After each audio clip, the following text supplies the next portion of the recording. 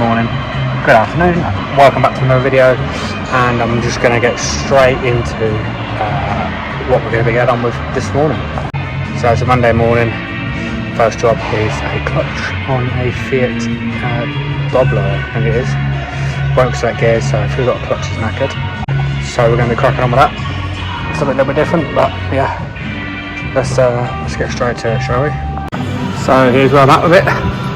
Drive shaft out, bottom wishbone out, and get all this out of the way so we can pull the drive shaft out, and that'll be this side done, and then the same with the other side. So what I need to do now is get these gear linkages off here, there and there. This one's off already now. Get this slave out the way here, and then obviously I've got to mount support to support the engine. Obviously gearbox mounts here. So let's get these cables off and get everything top end ready to pull the box out. Alright, so engine mount off the top, everything is loose. It's just a case of now checking all the parts, get the bolts out, and then we should be near to pulling it off hopefully. So get the gearbox done now, get this out now. Shouldn't be too bad now hopefully, and have a look at the clutch. So there it is out, and then here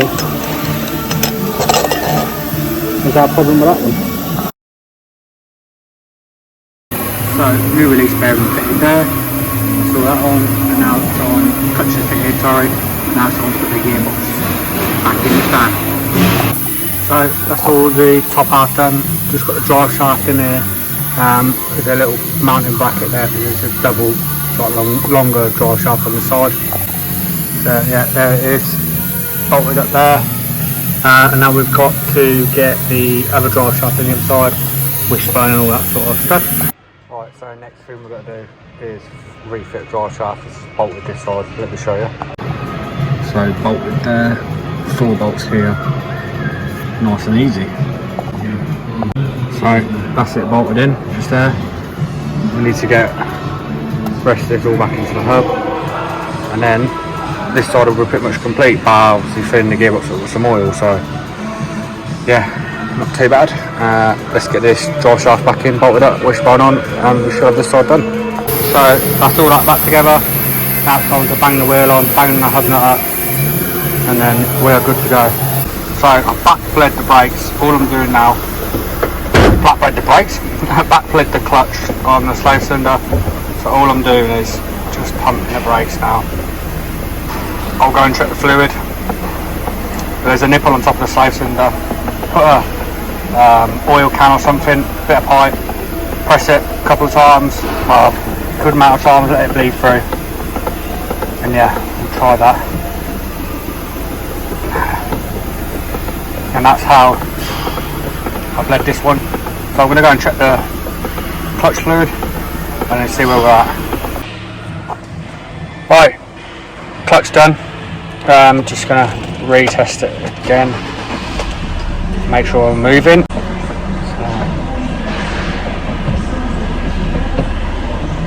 It's a bit soft again.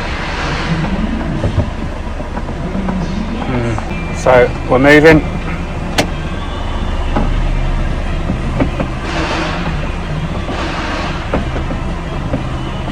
So I don't know what this video is going to look like.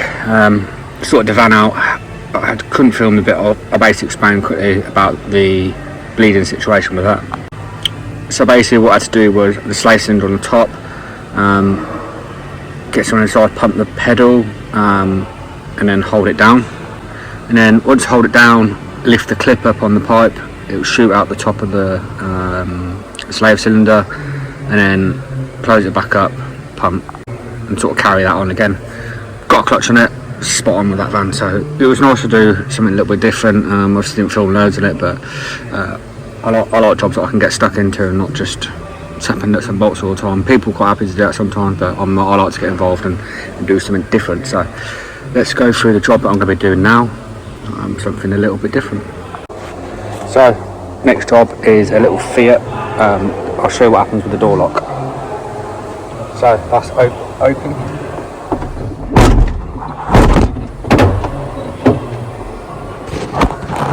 Knocked it down. Basically what it's doing is it's when you're unlocking it, the lock's flicking itself back and it's not leaving it unlocked, so you have to sort of get something in there to sort of pry it back open. So what we're going to do now, we're going to strip the door card down, because this is our lock here. Strip the door down, have a look, and see what we've got going on. So this wasn't actually too bad to do. They were mostly push-off clips and everything. At the bottom there were two sort of Phillips screws underneath, and then little Torx, I think they were like T15 or T20. Pretty easy to take it apart, and it's only one small little panel really. So unclip the cable from here, literally clips into the door card, and then Torx bolts on the door to get out now. So here's our lock. We've got an electrical connector on the back of it, and then this cable, I think that should be it. So let's get it out and have a look at it. So here is our new lock. Let's get this one fitted. So basically just the reverse. You have to take the outer door lock off to get to the cables. They were a little bit fiddly, but not the worst job I've ever done with taking cables off. And then obviously sticking the door panel back on, that was literally like cardboard, that. And then obviously screwing the door card back on. Obviously put the cable back into the door handle, but other than that, it wasn't actually too bad to do. It's not the worst I've ever done. So little Torx bolts, easy enough to find everything, and quite a simple job to put back together. So next job, you might be able to hear it, but I'm going to show you.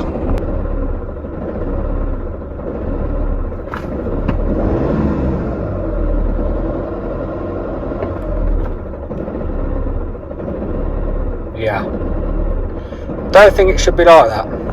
So yeah, it's hunting. That's what sort of sound it's making. What we're going to do is going to plug it in, have a look first, see if we've got any faults in there or anything like that, and try and diagnose what this actual problem is. So I checked the strut level, and we're in bank 1, and we are smoking. So let's do its thing, see what happens. Right, so next job is this, an ABS fault on this, doing the sensor, but the sensor is C solid, so I'm trying to undo this nut, but it's so tight. The inch code is too tight, so I'm either going to have to drill it and split it, I think, if I can't get it undone, just to get it undone. So let's keep trying with the gun, and if not, we're going to have to split it. So that didn't work. What I'm going to have to do is drill it. I'm going to drill it smack bang in the middle there, and then I'm going to try and cut it with a chisel. So yeah, I'll drill here, and try and split the nut in half, as long as that goes to plan. I'm sure some of you have done these before. Just when you're drilling through, just be careful of the axle, because you do not want to be catching the axle threads with your drill bit. So there's a 2-mile drill. Now it's trying to split it. Now this is the bit that took ages, just to try and chisel, get it round, and then I had to sharpen my drill bit, my chisel, knock it round. It took a good sort of half an hour or so to get through to this nut, but we finally got through. After a bit of persuasion, no damage. Yeah. Now it's time to pull it off. We'll put it back together. Pretty much just pads to put in now. 500 newton meters, 15 spins, 1300 newton meters for the hub nut. So next job is this Vauxhall combo. It is leaking coolant out of that little telltale hole there. So we're going to get it changed. We've got a tensioner under here somewhere. I don't know where it is. Under there. Get the belt off and start taking this water pump off. So we've got the belt off, and now we can spin this round and do them 13mm nuts and pull it off. So the only thing I've got left to do is get that pipe off there, take that clip off, pull that pipe off, and then it should just pull out. So there's our water pump out. Here is our new one. Got a little O-ring on there. No gasket on these. Just fit the O-ring and let's put it back on. So put a bit of grease on the O-ring. I always think it's always a good practice just to put some on. You know it's not going in dry. So I'm going to put this in, get this down here, and get it bolted in. So literally just trying to get the belt on now. I can't remember which way I put the fucking belt off, so get that on and then we'll be ready to fill it up with some coolant. Right, so got the belt on, a little bit fiddly, but it isn't too bad. Just down there. So we'll just fill it up with coolant now and make sure we've got no leaks. Right, so before we can carry on, the thermostat is broke here, so we've got to replace that now.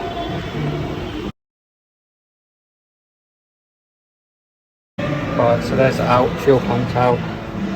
Now we need to get the thermostat out, so it's just here.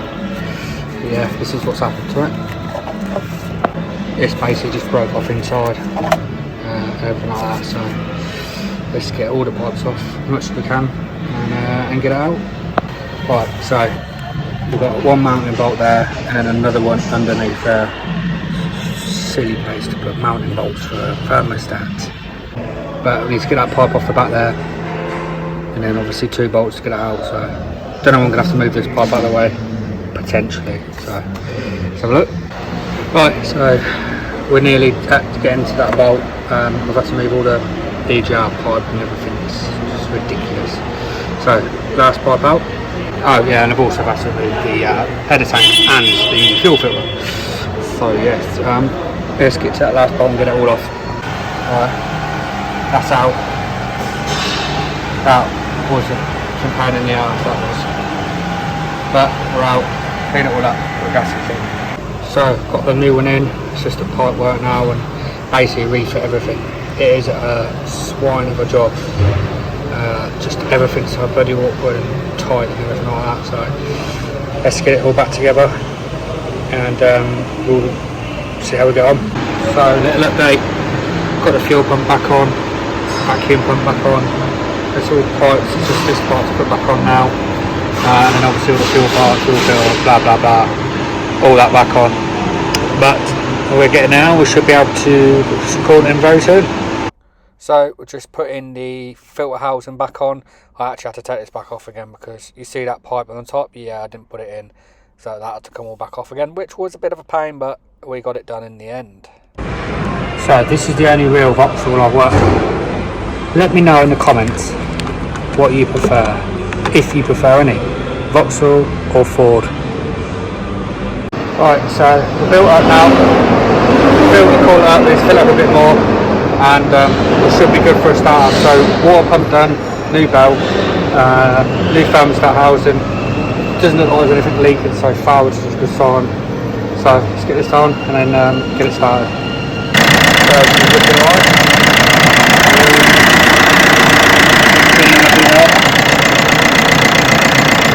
Appears to be in the leaks.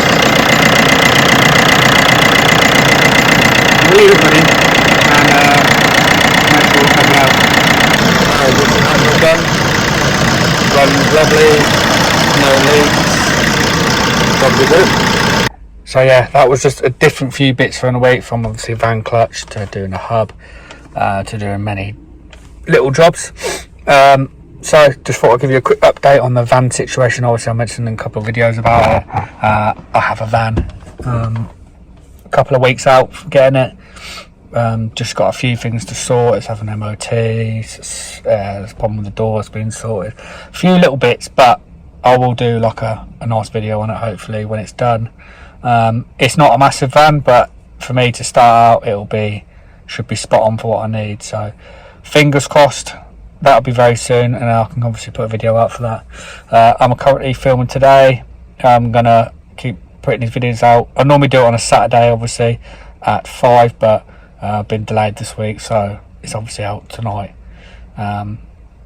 instead. So yeah, I hope you're all keeping well. If you can and you subscribe, I'd really appreciate it. Hopefully I have a lot more content coming in, a lot more. Obviously when I get the van and get going and stuff, we'll have as much content as we want now, hopefully. So yeah, things are looking good, and welcome to all the new subscribers I have got. And yeah, if you can like this video, share it, make a comment. I'll always appreciate everything. So yeah, I'll see you all in the next video.